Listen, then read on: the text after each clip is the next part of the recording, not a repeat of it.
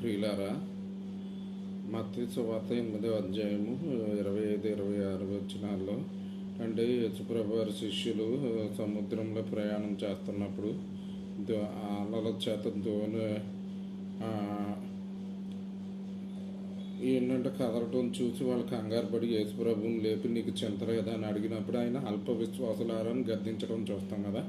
మరి ఆయన్ని లేపడం అంటే ఏంటి? మన భాషలో ప్రార్థించారంటే విశ్వాసం ఉండబట్టే కదా ప్రార్థిస్తారు. మరి అలాగ అల్ప విశ్వాసులారా అని ఎందుకు అన్నాడంటే పరిపూర్ణమైన విశ్వాసం లేదు.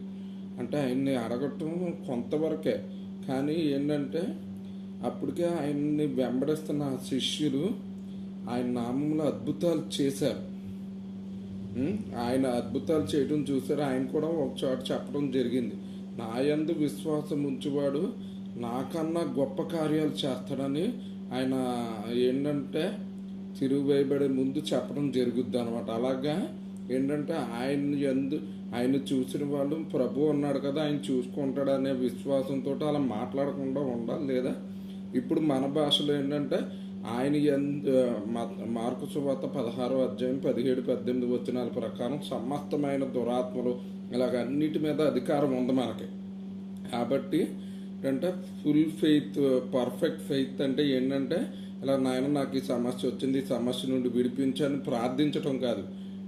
యేసుక్రీస్తునందు నాకు సర్వాధికారం ఇవ్వబడి ఉన్నది కదా, ఆయనకు సర్వాధికారం ఇవ్వబడినట్టు ఆయన వారసుడు ఆయన నాకును ఆ సర్వాధికారం ఇవ్వబడి ఉంది కదా, నేను లోకాన్ని జయించానని చెప్పాడు.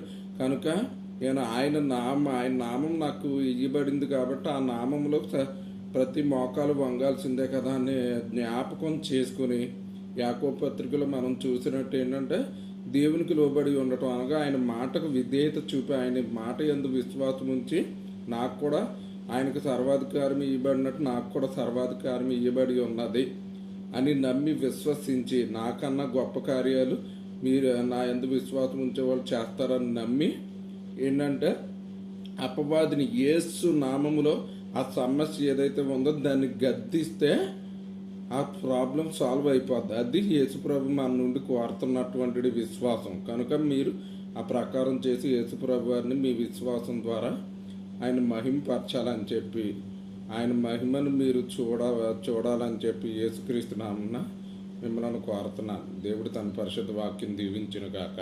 ఆమేన్.